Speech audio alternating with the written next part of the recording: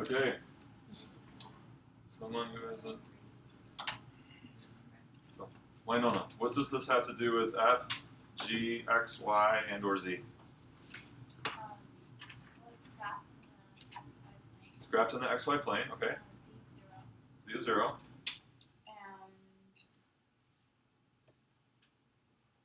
And Anything to add to that, Sarah? What's the graph of f? It's graph of f. G currently isn't being graphed. G isn't involved, okay. So it's the graph of f. It's in the xy plane. Is that the whole story? The graph of X is the input, and Y is the output of f. right. And that's key, right? Yikes.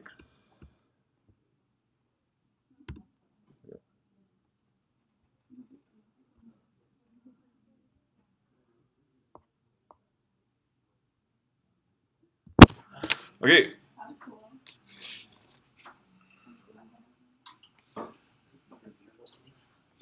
So it's saying it's the graph of f in the xy plane. Is that the whole story, Molly? That's the whole story. it doesn't have, there's no this one, it's just graphed on the Okay. What do you think? Agree with that? Gina? Saying that it's the graph of f in the xy plane. When z is 0. Well, that's the xy plane.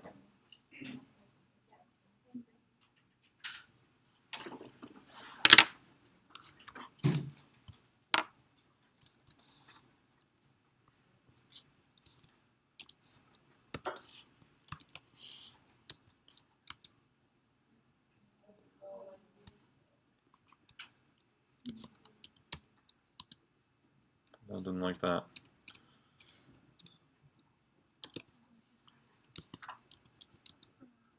Didn't like that.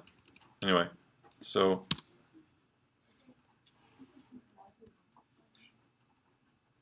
we'll do it this way.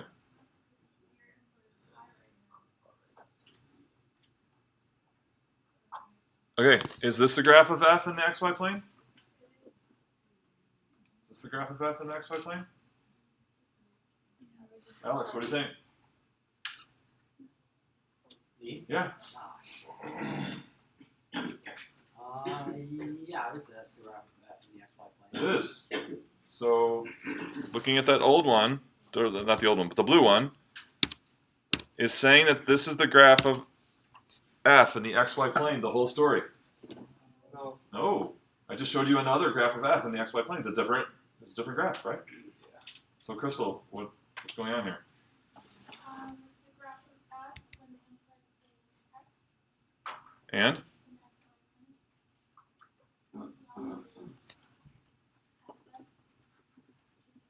Y. So this is y equals f of x, specifically. Say y equals f of x. Okay. And then we said, so therefore, what would the length of, if this is x naught, how could we represent the length of that segment? Remember this, Carla? How can we represent the length of that? Yep, it's at x naught. Well, the point on the graph is This point? f, yeah. It's f,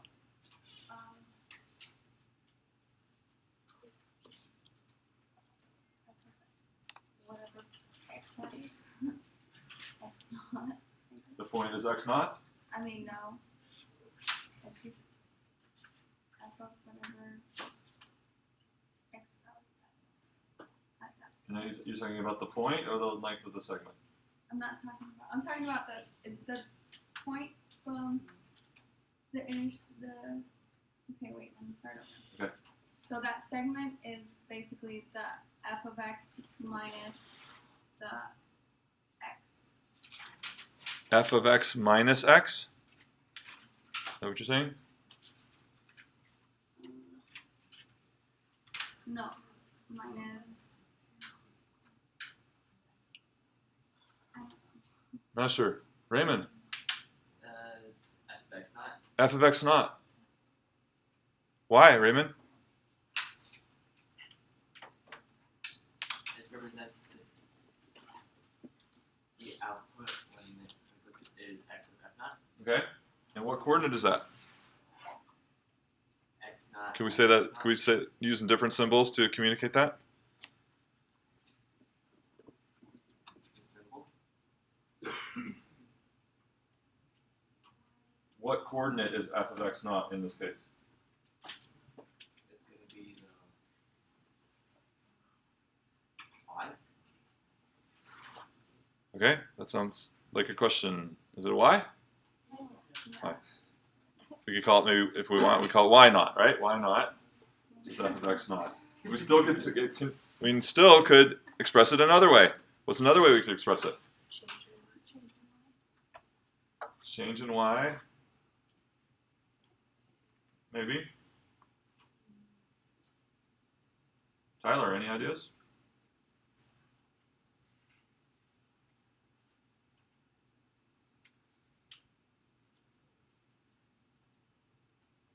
That's Tyler, sorry.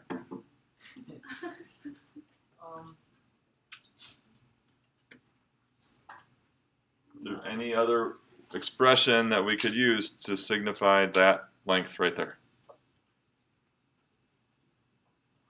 I would just say that it would be f of x naught. Okay. Your y value would be that one. Yep. Fine. X naught squared. Is it x naught squared? Yeah?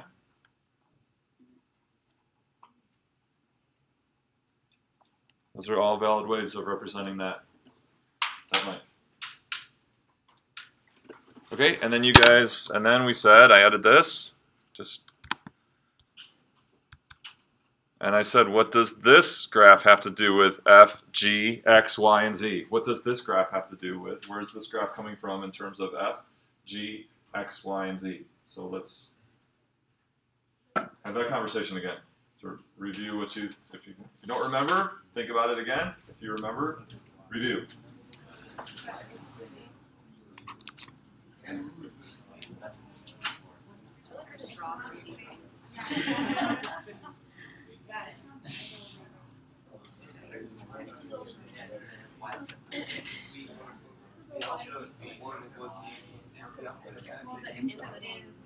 The input is minutes. So yeah, you have What does that do with the right. So it's saying if you're putting the X in, that's your Y, which is your output is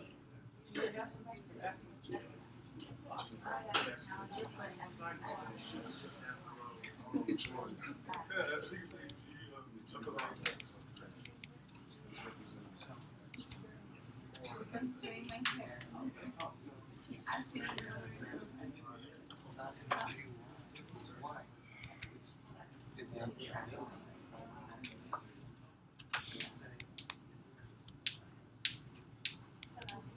Somehow you can like rotate it kind of manually so it can go slower. It's like I don't know why it's not working. I know I was gonna.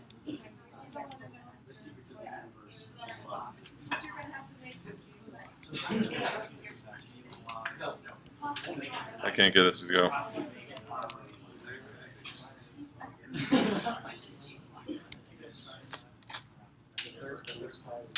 Okay, somebody new. Let's hear what you're thinking. Alfredo. Yes. What does this red curve now have to do with f, g, x, y, and z? The red curve would be g of x, that sine curve. Okay. And it's, Okay, I just said okay. and it's moving along the path of f of x. Okay. So yeah. So it's g moving along the path of f. Yes. Okay. Anything to add?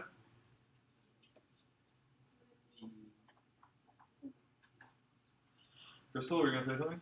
It's G, the input to G is the output of F. Okay, which was what?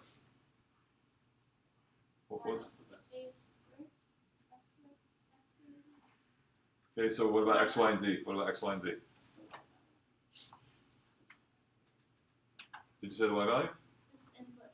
It's the input. She's saying the y value is the input into this, into G, and the output is graphed as Z. How do we know that the input is Y? What's a clue we have that the input is Y? So we're talking about sine 3x. Talked about this before. Miguel, any ideas? So how do we know that the input is, say, Y and not X? Well, it looks like a lot similar to that A squared, so I would probably think the input would be X. But they're saying that the input's Y. And I just know it's Y from last lesson. But it looks like it's Y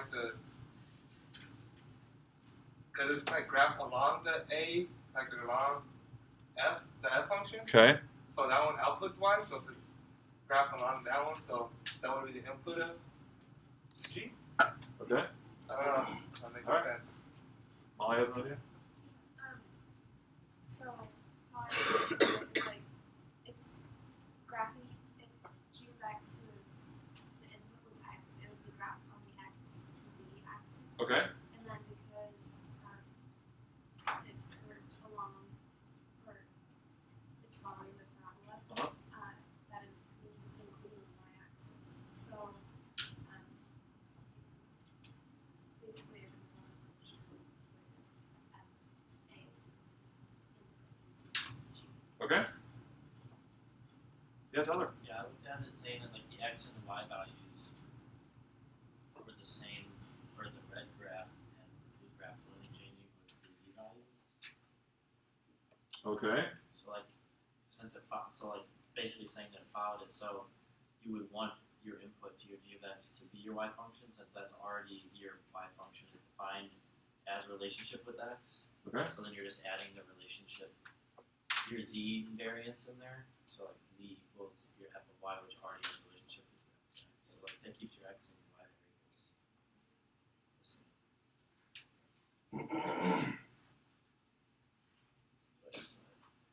Other comments? Lee?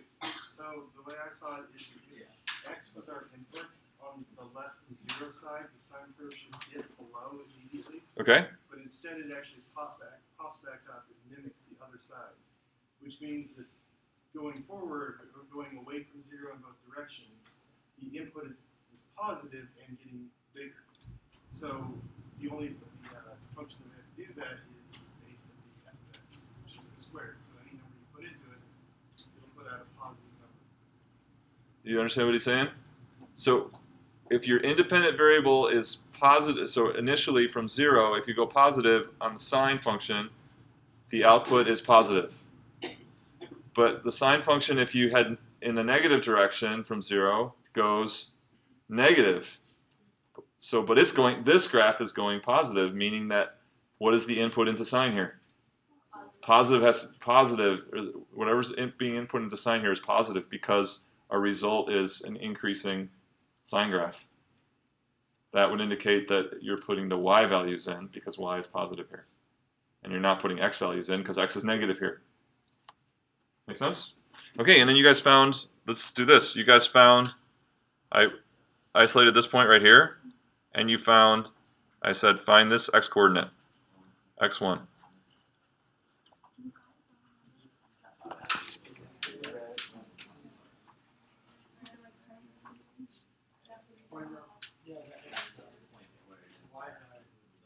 So see if you can precisely use good notation and symbols precisely to show the solution to this. Okay? Can you write out good mathematical symbols and expressions in a coherent solution to showing what the value of x1 is? Practice that. See how you can do it.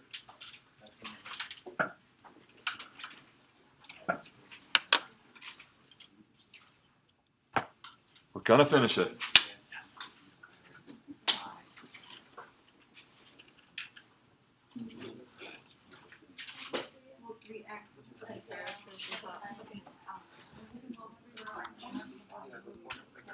Oh, wow. What happened? Oh, just that value that X.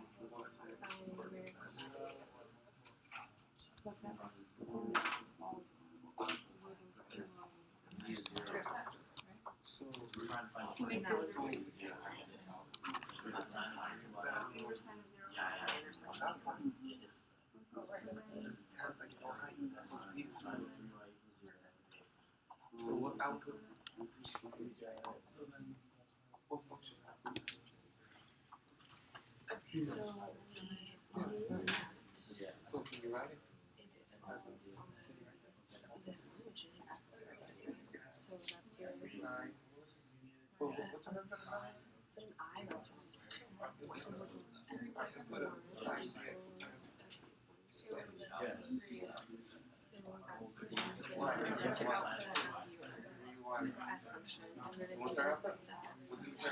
into your sine of g of x, Let me, I want to see good mathematical solution written out. Sine. The value of x1. The value of x1. So I'm going to graph it. You know how to graph it. So your graph. Yeah, so then you would plug it. So it would be bad.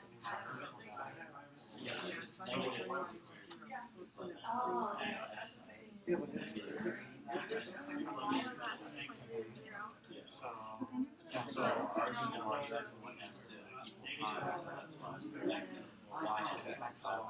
oh, in order for a sign, you know that it's touching a 0 point here.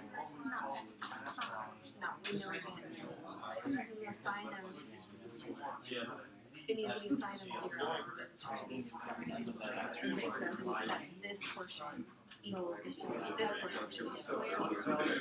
And the right thing that gives you that 3 outside is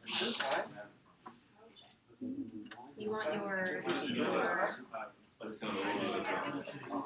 yeah. Oh, yeah. The pi is the first time that. Oh, we want it to be 1, so sign touches this up here. For it to offset. So we want this to be 0. So Inverse. something I don't know what other. No, actually, inverse is a little bit Yeah, but convoluted here because pi is. right to cancel out. Yeah. So let's do an extra step because pi is in the Oh, not in the range. We want x1 squared to be 0. So you're right, it's an inverse mentality. yeah. But don't, if you invoke the sine inverse function, you're adding some extra step. Sign is 0. Oh, okay. That's the overall. So what question are you asking? I'm asking one question. 3y represents what if it's an input in the sign?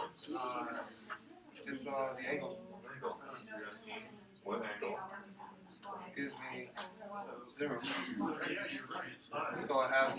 But there are lots of angles that give you 0, right? Yeah, 0, yeah.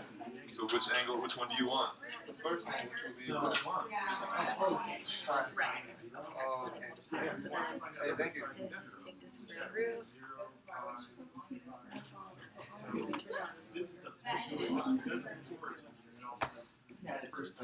So we could have used any angle, right? What do you mean? You could have So used instead of using pi, we could have used like 2 iron. Will work, or to solve this question? yeah, we're just What do you particularly think? pi. Can you just Not if we're working on the, Yeah, my work the F, or F of A, whatever, that's not gonna give us the same. so if it were 2 pi, would it be a different situation?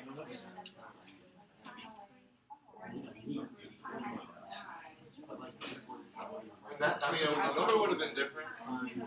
Like this x1 would have been the same x2 over there. This is what g of x is. So But your question was, can I just use any angle that gives me a 0 for sine? Can you? To get this x1? no. If you use 2 pi, what x value would you be finding? I'll be finding like another x2. Okay. So another part where it's Tell me where to stop. If you use sine as 2 pi, what x? Tell me where to stop. about there. Yeah, you'd be finding this x value. You see? Okay. So the angle matters, right? So this is sine pi. This is 2 pi. This is 3 pi. So you need to get the right angle to get the right x value, right? Okay, how'd it go? Good? Want to do it? Want to tell me? No, just tell me. All right. Well, we wrote it all together Okay. on one paper. Ready? Lauren and Laura are going to tell me what they wrote. Here we go. So if we critique your writing, is that okay? Yeah. So we'll put up what they wrote, and then we'll have you guys say if it needs to be improved. Okay. Okay, so we knew at that point that the red curve Okay. where it intersects is at pi. Well, the y is equal to pi and z is equal to 0. So I heard y is equal to pi, and z is equal to 0. Yes. And did one of those come first, or are they both assumptions you made from the beginning? Just how long ago? Just start from the Well, I started from this point. You started from there. Oh, okay. We did it. So how about just a question to everyone? Are these just two known givens from the beginning, or does something come first? So Tori, you want what first? Z equals 0. Okay, we know z equals 0. All right. And then from there you think of like sine of what will equal 0. And since our input is y. Or yeah, 3y. Or yeah. So sine of what equals 0. Okay. And then we know sine of y is equal to 0. Okay. So then are they going to continue or do I? You're doing great. Keep going. Okay. So then we knew that our input for the sine of 3x was sine of 3y. Okay. So our input was g of y equals sine of 3y. So 3y has to equal pi. And then I divided over the 3, so it was y equals pi over 3. And then from there we realized that if y was our input, then our y was equal to x squared. That was what we talked about before, right? The length of that segment now is what? What's the length of it? x1 squared. X1 squared. And what is it? So then I put x1 squared equals pi over 3. So the length of that segment is? Rad, or negative, because you have to look because it's on the negative side of the x-axis. I'm asking about the length of this segment. Oh.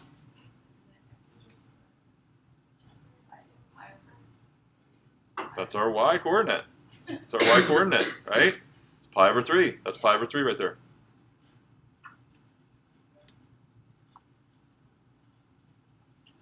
Okay? And then I did radicals both sides. So you get plus or minus pi over 3. But then when you look at the graph, you see that it's on the negative aspect of your x values. So then I just said it was negative rad pi over 3. Is that similar? Yes. Yes. I guess we started in different spots. Yeah, so this is z equals 0 is your starting point. And y equals pi comes from that, right? So y equals pi comes from realizing that the value of sine is 0. Cool. Any other comments, questions? Why do you say y equals pi? Isn't it 3y equals pi? Are you just saying that the input of the sine of 3x? Oh, good point. Yeah, so we want to be real clear. So what actually equals pi here? 3y. Yes, so 3y would be pi. That was whatever the input into sine would be. This is the input into sine. Maybe I wrote what you said wrong. I don't know. If I did, I apologize. But yeah, so we need our input into sine to be pi. That's what's going to correspond to an output of 0. And the input into sine, in this case, is 3y.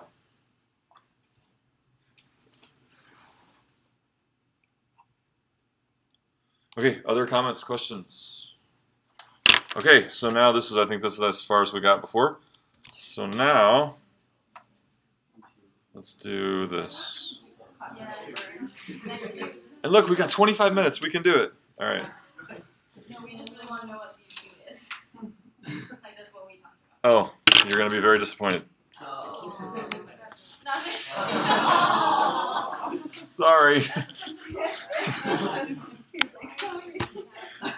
But I will manually. Okay, but just so you're not too disappointed, later I'm going to show you manually show you some different views that are for a greater point. Okay, so all right, now I'm going to pick this point.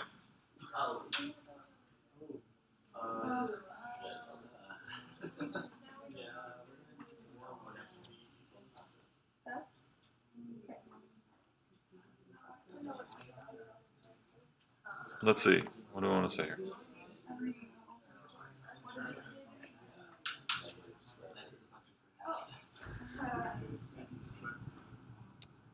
If this is x2, okay, I want you to represent, if this is x2, I want you to represent this length.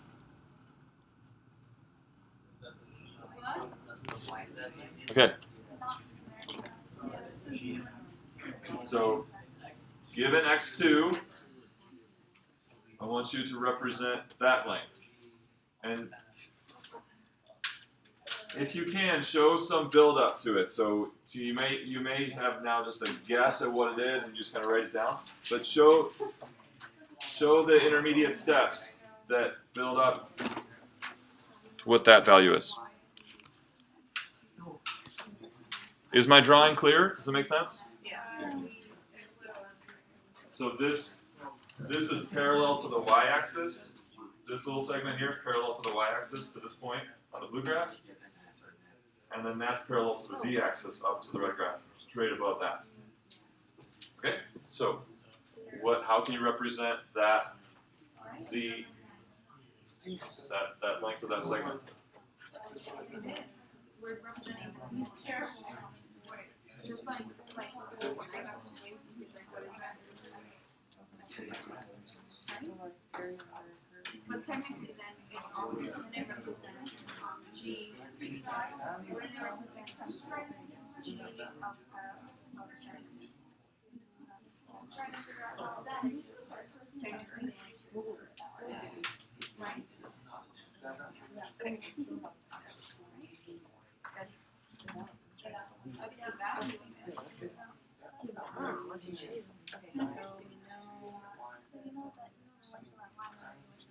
This is what Oh, this is your yeah. Yeah. Into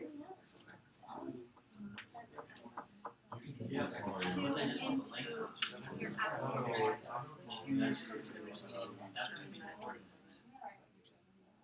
Okay. I think it was actual numbers. I think it was like a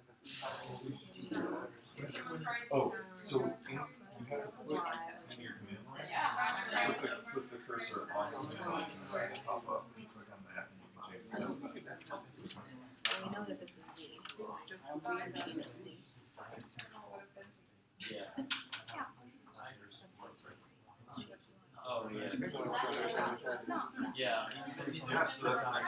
He's been You struggling. have the technology, you have the tools.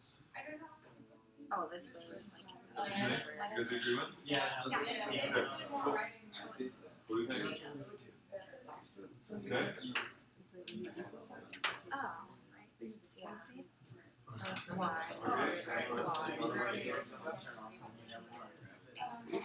See, what you guys do?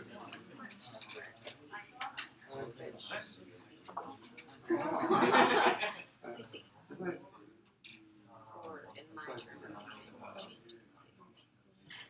Okay. Any other way you can represent that, like with functions of notation? We did both. It's going from 0 to 1, so yeah. Look at me coming up from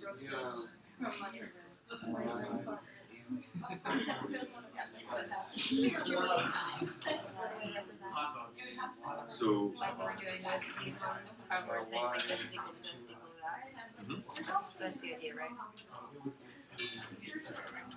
so y is Because our input is x2 is output, which gives you an output of y or the x squared. right. So then I'm putting this into the same form, so x squared, but we're using x2 though, so and this gets inputted with that, which gives you an output of z and y. Cool. I don't think so. How does the number think that? was about to sign on this.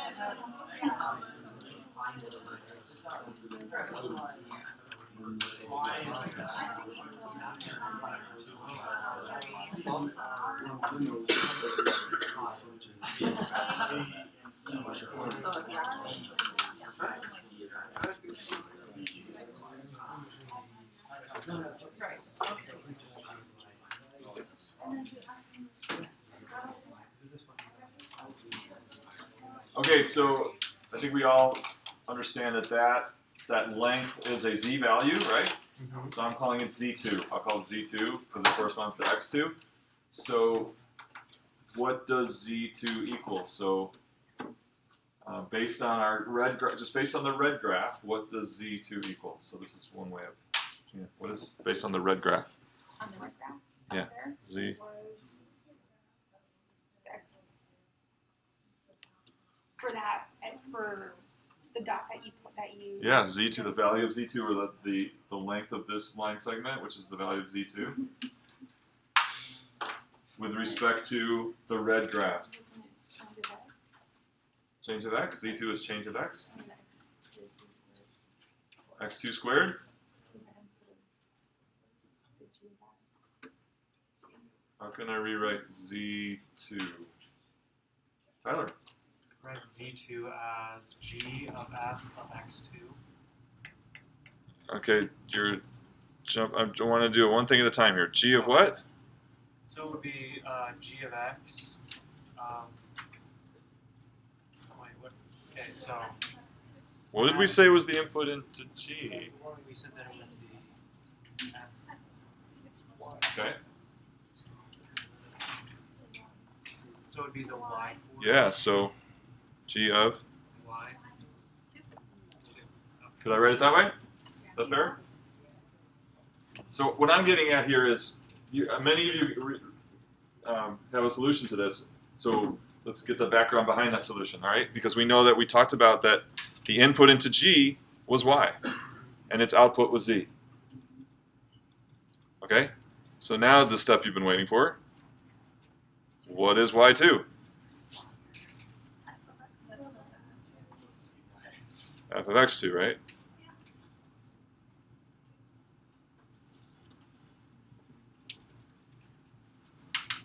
So some of you, many of you recognize this all along, that this red graph is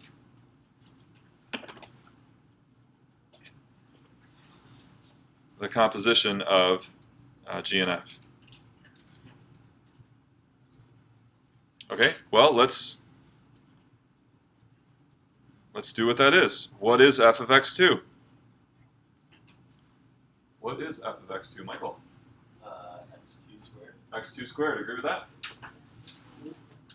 And what is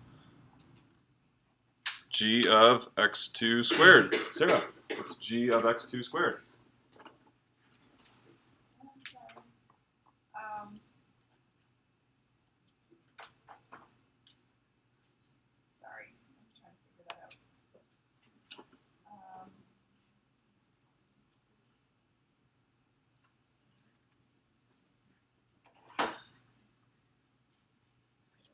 Not sure. How about Chris? I don't know if it's right or not, but I tried to solve it using the same method that you guys just used previously. Now I don't know if that may be right or not, but I'm asking what is g of x2 squared? That's my specific question here. oh, so What g of x2 squared mean? Sine of 3x. Sine of 3x. Sarah, is that what you're going to say? Sine of 3x squared. Sine of 3x2 squared. Yeah. Yeah, so our new input is x2 squared, and so it's going to be sine of 3x2 squared. Oops.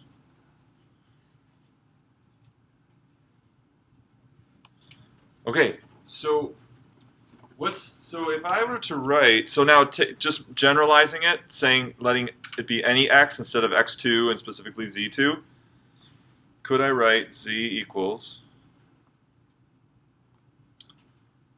sine of 3x squared. And what would my input and output be? What's my input and what's my output of this? Input x, output z. Is that f or g? It's F of G. Okay. G of F. Right. But by itself, it's neither f nor g, right? So we could define it. Yeah, thank you. That's what I was going to do. We could define it as h of x, right?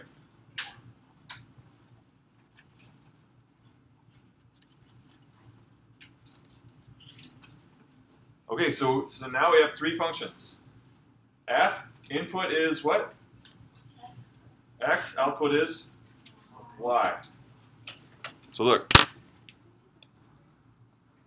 I'm gonna, let's see, I wish I could just erase part of it. Let's see what happens if I do this.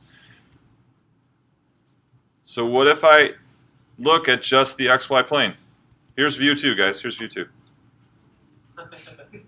That you wanted so badly. What happens? You only see f because f is graphed with input x and output y. What if I show you view 3? So you thought there was just view 2, there's view 3. Maybe.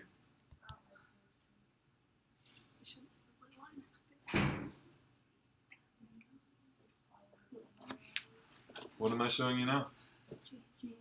G, because the input into G is y and the output is Z. So what will happen if I show you the XZ plane? I'm going to show you now so I showed you the XY plane, which you can only see F, right? And then I showed you the YZ plane, you can only see G. So what are you going to see if I show you the XZ plane?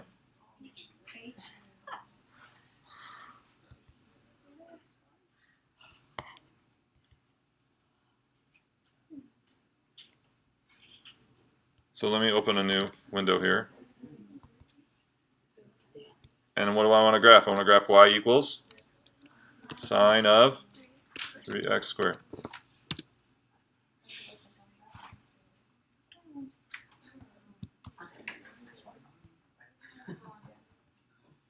See it?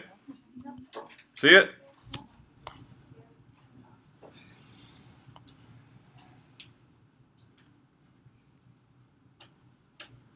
So now this function's input is x and its output is z. If I look in the xz plane, that's what we see. We see that function.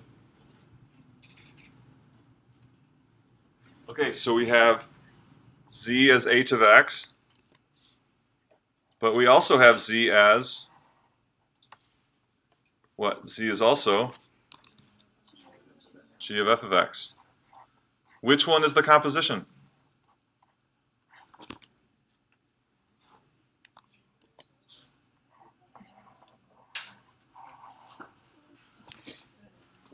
Which function is the composition of f and g?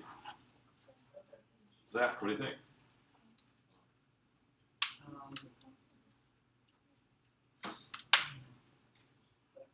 Which one is the composition of f and g? Mm-hmm. H of x or g of f of x? It sounds both. Warren agrees.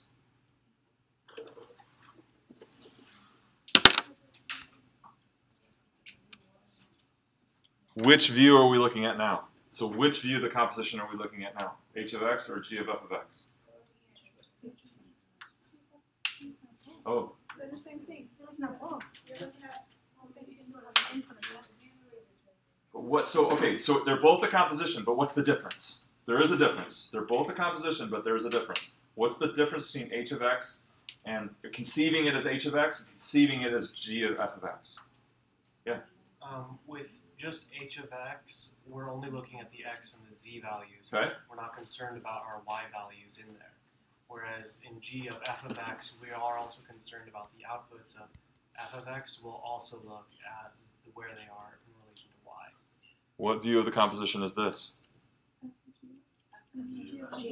G of f of x. We see all three. We see the middleman y, right? We see x mapping to y on the parabola, mapping to z on the red curve, right? But here, just look at z and x. Y is gone. And it's just streamlined one process version of the composition. So here's a pretty cool didactic object for talking about composition. Graphing two functions in 3D. Okay, so now can you reproduce? You have all the tools. Can you do it? Can you reproduce this graph? I know Tyler's already got it.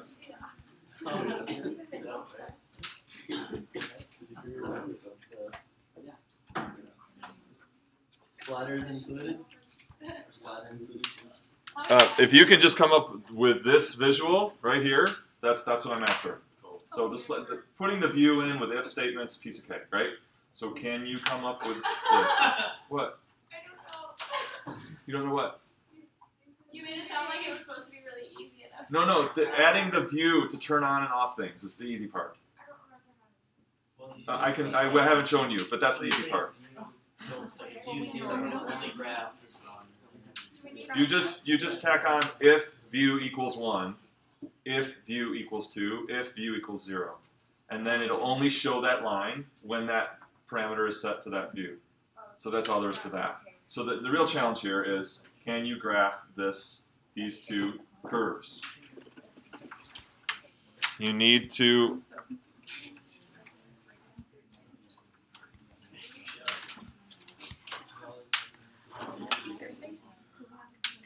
I'll cry. I'm scared. No, it's not that difficult. You just have to invoke the right. You just have to know what you're doing. Yeah. So we have to Sorry. Okay, so we won't do it right now because there's one more thing I want to show you for the next project that we're going to do. But so maybe this will be for Thursday. But once you get it, it's not long. It's just you gotta use the right tools and understand what's going on. Okay? A few of you already have it. All right, so shifting gears to our next project, main project.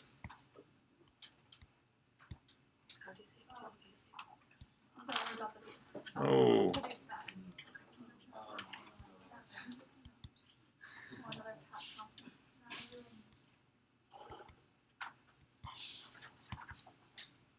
Here we go. So this situation is falling marbles. Falling marbles. We got a red marble and a blue marble, and the red marble is called the fictitious marble. Okay, the fictitious marble gets a running start and falls at a constant speed. I've set the speed at 100 feet per second. Okay, so it's starting up here at 1,700 feet. It gets a running start, and then the real marble falls by gravity and starts the exact moment the fictitious marble passes it. And then it hits, and here comes our fictitious marble. It hits. So give the fictitious marble a speed so that it and the real marble tie. Can you figure out, so right now the initial height is, I've got set at 1520. That can be changed, watch. Okay, so you can change the initial height like this. Anything you want. So what did I have it at? 1520? I'll put it back at 1520. And I'm setting the fictitious marble speed at 100. Your job is to set the fictitious marble speed so that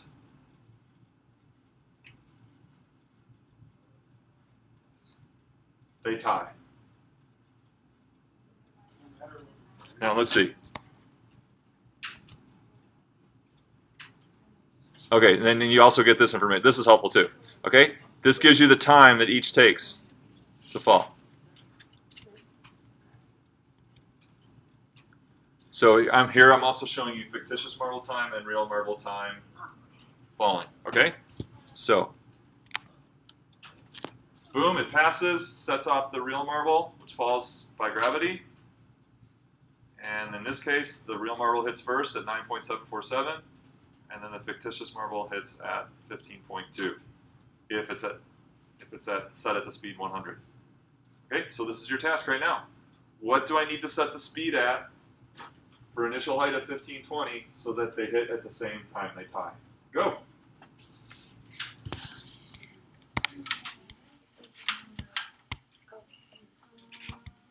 I'll show it to you again. Is the task clear? We're finding the speed. You're right. You're going to set the fictitious marble speed, which is the red marble speed, so that they hit at the same time. I've got too many other things open. That's why it's a little chunky falling down. Yeah. So, do you want it to like that set height of 1520, or is the height also variable? No, use the 1520. So for the first timer. So that's what you'll get to do when you design this. But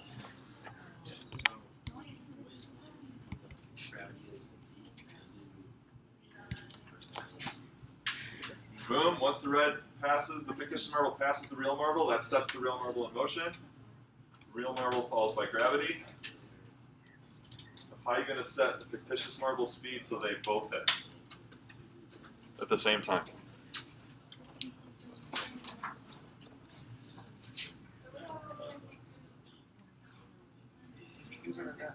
And the height is in meters, right? No, everything's in feet.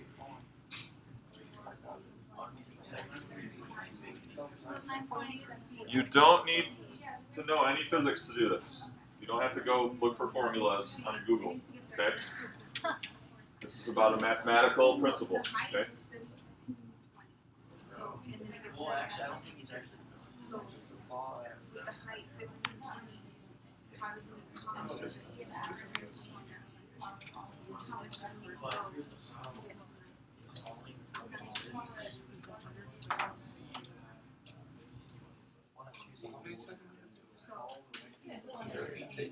Believe it or not, the red marble is falling at a constant speed. It's just my computer has lots of activity.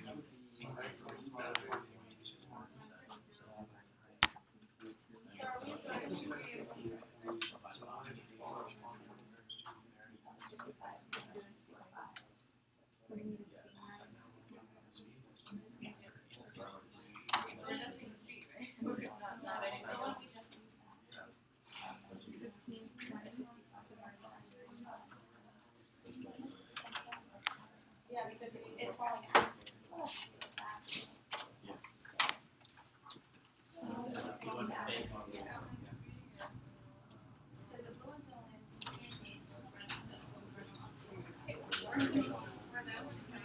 Anybody got it yet?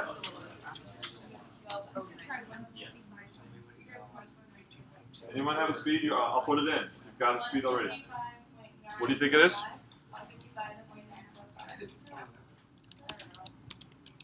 Did I get it right? Is that what you said? Just try it, sure. Just try it.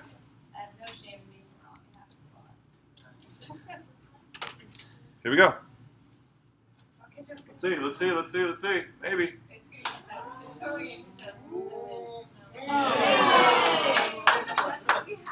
Look. Boom. Same exact time. I am the champion. You're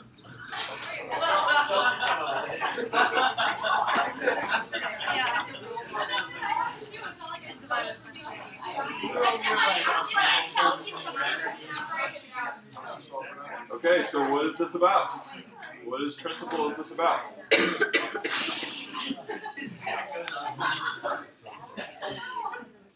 All right, I'll change the height. No. 1,110. 1,110. So I'm using obviously the same time, the same speed won't work. So what's the new speed you're going to need for a height of 1,110? Can you do it again? Yeah. I was at 8.3. So did you guys make any progress? Just for me to tell you exactly what she did, that's not going to help you, right? You got to figure it out. How are we going to figure this out? What was our number? Try 133. 1,132. I don't know why I have both calculators up. Our time was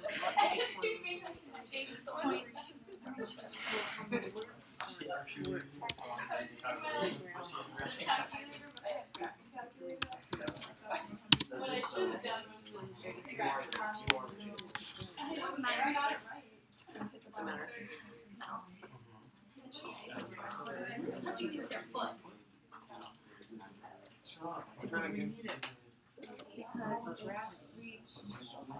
So how does this relate to relates very closely.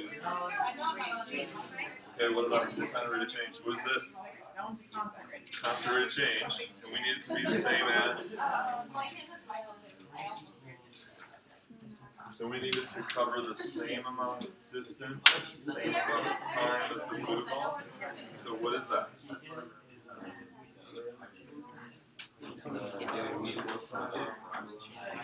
What is the same distance and the same amount of time as the blue marble? That's average.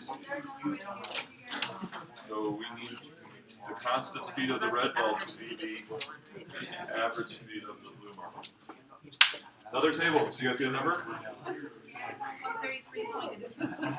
What is it? Point. 2693. All right, so up here at the front table, they got 133.2693. We'll have to see next time. No, I'm just kidding. Here we go. This is her 133.27. Nice. Good job. Here's the fun part. This is your next project. You're making this. You have 1 week. Oh, we have a week. You have a week. Like, I have so much homework due Thursday. Make this. I'll put a video up that shows this, and I'll or I'll look at. I have it being recorded right now, so you'll see it over and over again. You're making this, okay? Thinking about efficiency, not a tumor approach, okay? Not a tumor approach. Meaning, you do this, and then you tumor on that, and tumor. So. Calculator, and then I make it like not a real line. And do you want me to like erase those? Because I leave my thoughts in there a lot. What are you talking about? Like what are Text? Yeah, like I put like text in there. That's like in computer programming. It's very helpful to explain with text lines and it's helpful for you when you go back and edit it. So yeah, you can use text lines to explain what your command lines are. It's very helpful. Okay, so you have a week for this one. The other one's due Thursday, right? The little one's due Thursday, yeah.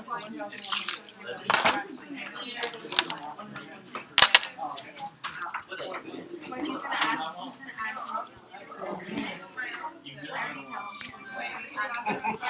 Yeah.